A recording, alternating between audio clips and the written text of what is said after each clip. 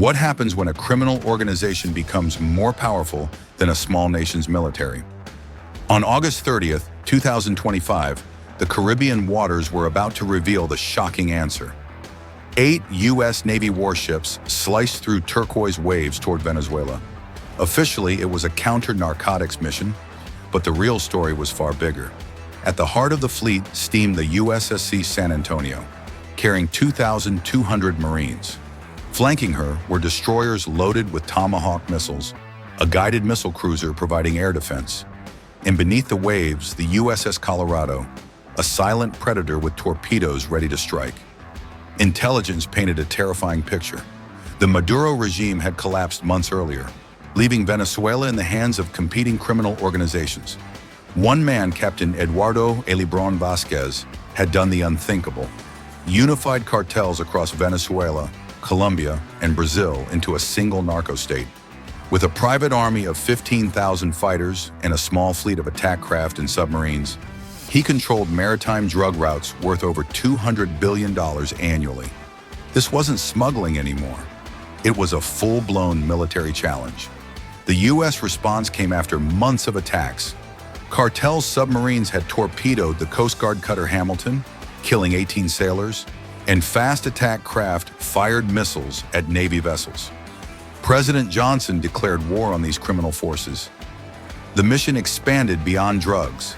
The cartels had fortified ports, airfields, and oil infrastructure, and reports suggested chemical weapons could be used against civilians.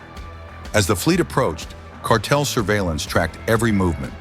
Fishing boats and even civilian aircraft reported U.S. positions, and electronic warfare specialists disrupted GPS and satellite communications. Fast attack craft and suicide boats attempted daring strikes, forcing destroyers to engage dozens of low-value targets simultaneously. The cartel's asymmetric tactics aimed to inflict maximum casualties while preserving core strength. Admiral Torres realized this was not a traditional navy. They were facing criminals with military firepower. Beneath the waves, the USS Colorado engaged cartel submarines in what would become the most intense modern submarine battle against non-state actors. Wolfpack tactics in shallow coastal waters tested American technology and strategy.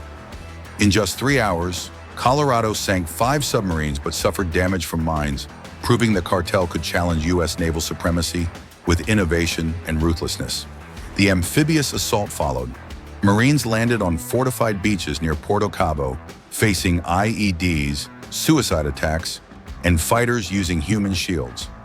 Urban combat required extreme caution. Civilians were trapped between criminal ruthlessness and American firepower. Local Venezuelan intelligence proved vital, helping Marines identify cartel positions and avoid civilian casualties, gradually tipping the battle in favor of U.S. forces.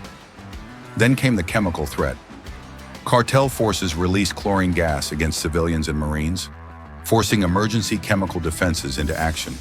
For the first time in modern history, a criminal organization wielded weapons of mass destruction in tactical operations, shocking the international community. The UN authorized decisive action to neutralize the threat, giving U.S. forces the green light to eliminate chemical caches and prevent further attacks. The operation's stakes reached far beyond Venezuela. Success would demonstrate American resolve against militarized crime and influence global security strategy. Failure could embolden criminal organizations worldwide. Chinese and Iranian intelligence watched closely, analyzing U.S. tactics against unconventional threats. The clash between traditional military superiority and criminal innovation had begun, and the outcome would redefine 21st century warfare. Operation Caribbean Storm wasn't just a battle. It was a test of adaptability, courage, and the limits of conventional strategy against an enemy willing to rewrite the rules.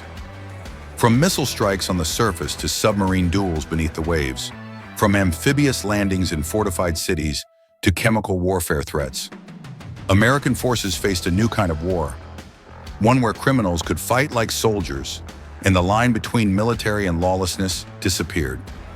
The Caribbean would never be the same again.